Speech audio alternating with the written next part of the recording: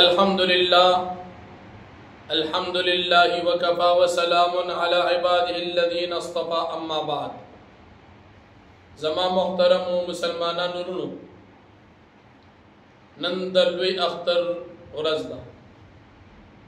د ټول اول تمام امتی مسلمه مسلمانانو ته، که مسافر دي که مقیمین دي، ټولو ته د زړه د کومې نه مبارکباد ویم. الله پاک دې ستاسو تمام طاعات، عبادات، قربانۍ په خپل دربار عالیه کې قبول او منظور وګرځي. ورځ د اختر د په دې ورځ باندې کلپ مناسب نو، خو چونکې جانبي مقابل د پنځپیریانو یو عالم وحید الله وحدان په نوم باندې کلپ کړی دی، نو مجبوره تحت دغه کلپ تاسو مخې ته ریکارډ کې راولم. زما محترم مسلمانانو ورونو، سبق نه زموږ د پنځپیریانو سره د کلپونو سلسله روانه ده. هغه سلسله به تاسو ته معلومه وي چې د پنځپیریانو یو بدزبانه او یو احمق، یو بیوقوف، یو لیونی د بلال په شکل باندې چې د فتوو مشین یې خپل کلو کړی دی او کارخانې د فتوو کلو کړی ده د شرک او د کفر، هغې نه د کلیپونو سلسله روانه ده.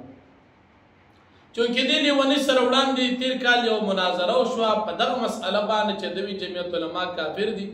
د هغې نه بعد د ده مثال د هغه کلب دی چې په یو لرګي باندې ووهي نو څه وخته پورې خامخا هغه اوازونه کوي. په هغه سلسله کې د پنځپیریانو یو ملا د وحدان په نوم، واحد الله وحدان په نوم باندې راپاڅېد، هغه هم د کلیپونو سلسله شروع کړه. او زما خپل نظر دا دی چې دا واحد الله وحدان د بلال په دفاع کې راپاڅېدلی، د مناظرې پیغامات او چیلنجونه د شرک او د کفر فتوی بلال لګول. وحدان ته کوم ضرورت پیښ شو چې هغه راپاڅېد او په دې مسئلو کې مداخلت وکړو؟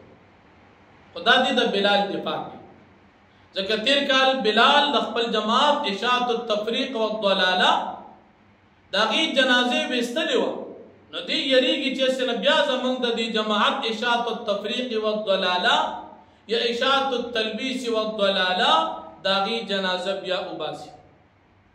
نو په هغې مسئله کې د بلال څو ورځې وړاندې خپل نماینده یاسین مقرر کړ، او یاسین سره زموږ په ټلیفون باندې خبرې وشوې، خو په دې ځای باندې خبره جوړه نه شوه چې موضوعات به مقرر شو. یو موضوع د بلال معتزلي معتوه فتوا چې جمعیت علماء اسلام دا مشرکان کافران دي، او د اهل سنه والجماعه نوجوانان حناف طلبای دیوبند فتوا چې پنځپیریان دا منکرین حدیث دي. نو په دې دو موضوعاتو باندې د بحث دپاره د زید تعین دپاره خبر رابطه وشوله.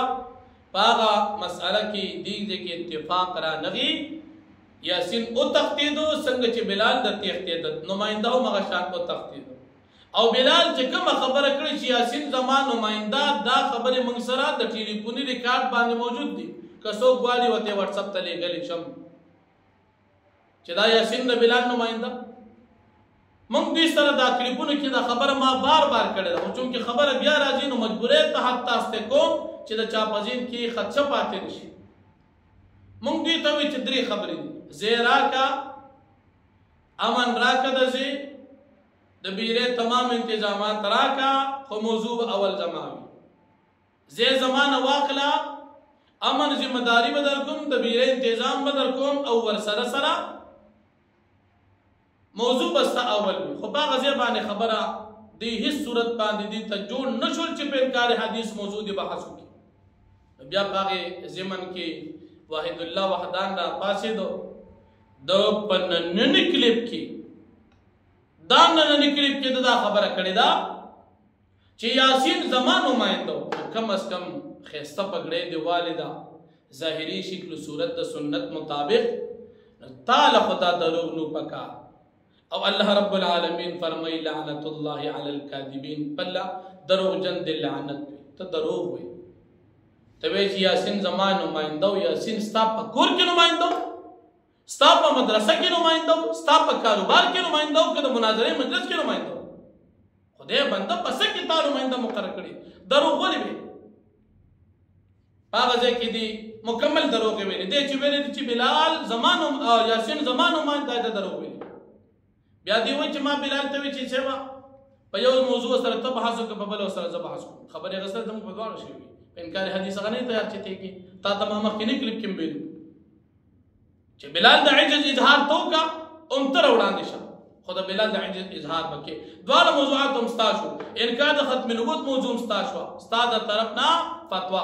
انکار حدیث زمونږ د طرف نه په پنځپیرانو باندې فتوا، دا به انشاءالله په دې هم تاسو سره بحث کوو.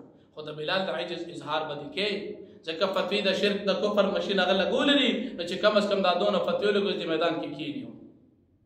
بیا دی وایي چې مفتی ندیم صاحب استاد محترم یادي چې هغه وایي چې شیخ صفدر رحمت الله علیه دفاع زه نه کوم، محمد امین صفدر اوکاړوي رحمت الله علیه دفاع نه کوم، ځکه هغه جمعیتي نو.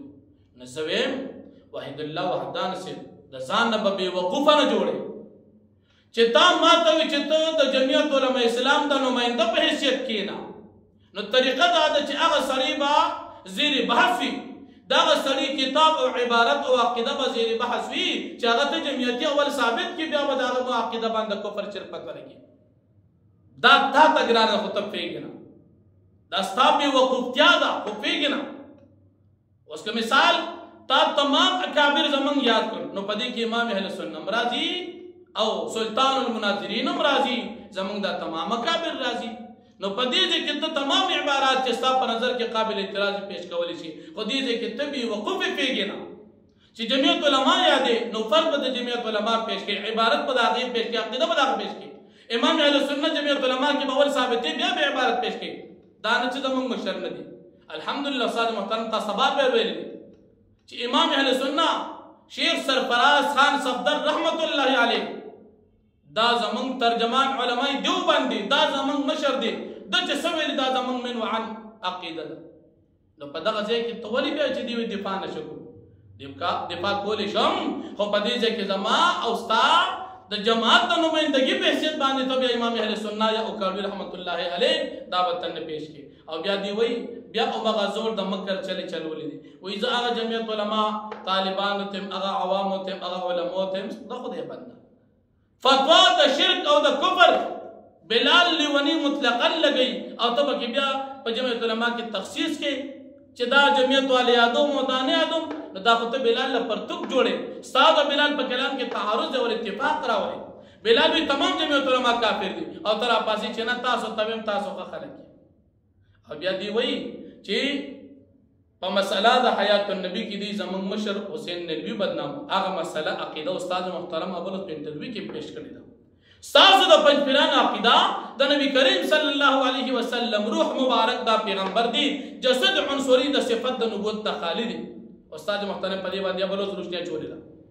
نو ستاسو په عقیده کې چې پنځپیرانو موږ حیات النبی منو، نو حیات د روح دپاره، عذاب قبر منو، په علیین سجین کې عذاب او ثواب تاسو منئ. نو په دغه ځای کې د خپلې عقیدې د اثبات دپاره د نبوت او رسالت تاسو د روح صفت جوړوئ. ها کاکابرین اهل سنت کې چا دا قول کړی دي، هغې د جسد عنصري نفي نه ده کړې، او د هغې عقیده او د هغې تحقیق د هغې جدا حال دی، هغه درته په الحال نه بیانوم، دا چې کله میدان کې خبر راشي بیا به ته بیان کړم انشاءالله.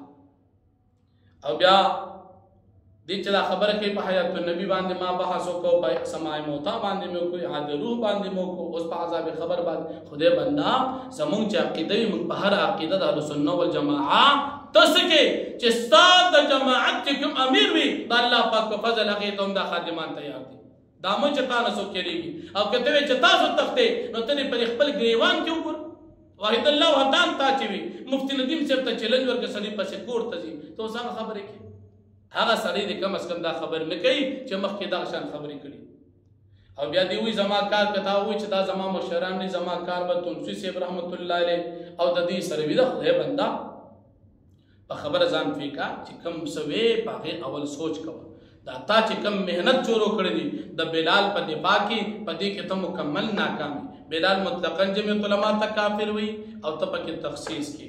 بلال په انکار حدیث موضوع باندې بحث ته نه تیاریږي او تی په زور تیاری بلال وی چې په دې موضوع باندې بحث نشم کولی د وحدان نه به اجازه تخلم او ته چې مو ته اجازه ورکړې دي هغه بیا کوشش کوي دې موضوع نه تختی یاسین نمائنده دا او ستانو نمائنده نو په دې کلیپ کې تا ډېر زیات دروغ ویلي د جل فرید نو کار غستري الله پاک دې مونږه مسلمانان د داسې خلکو د شر او د دې د شرک او د کفر چې کوم د فتو مشن دي دا مشن نم او تاسو اوساتي او د دې د وسوسونو د الله ټول مسلمانان محفوظ اوساتي واخر دعوان الحمدلله رب العالمین